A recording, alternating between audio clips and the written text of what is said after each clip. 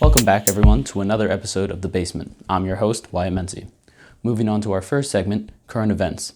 Workers from The Ellen Show, a show that's known for spreading kindness and positivity, are speaking out about upper management's harassment and mistreatment of the workers below them. For a show that's known for spreading kindness and positivity, that's very different from what you'd expect. That'd be like if Dora called Boots racial slurs off screen. In Washington, D.C., Congressman Louis Gohmert refused to wear a mask and then, unsurprisingly, tested positive for the coronavirus. But he blamed his contraction of the coronavirus on the fact that he did wear a mask. I don't even have a joke about that. That guy's just plain stupid. Lamborghini is creating a new supercar, and this car will be so powerful and so impressive that it won't be allowed to drive on public roads. Now, me and my team did some research, and it turns out that the new car will look something like this.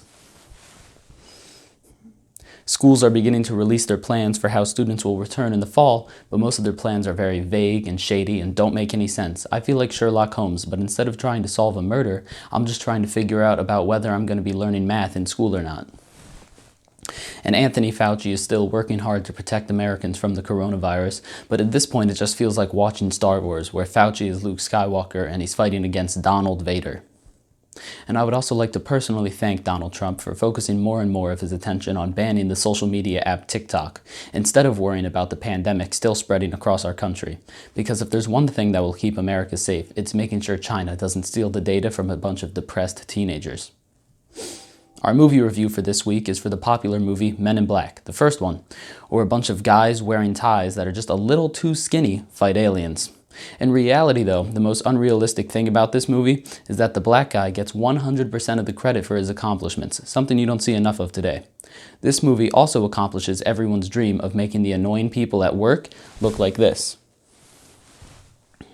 In this movie, it's not Will Smith's wife that gets into an entanglement, but it's Will Smith getting into an entanglement with some aliens, and getting a happy ending, something Will Smith could use right about now.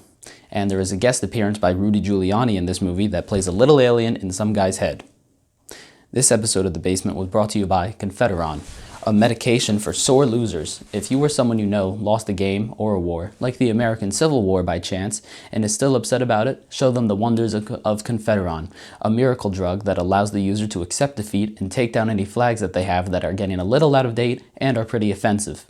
And remember, if they argue and say something like, "The South will rise again," or "The war was actually just about states' rights," always remember to ask them, a states' rights to what? Thanks for watching another episode of The Basement. I'm your host, Wyatt Menzie, and I'll see you next time.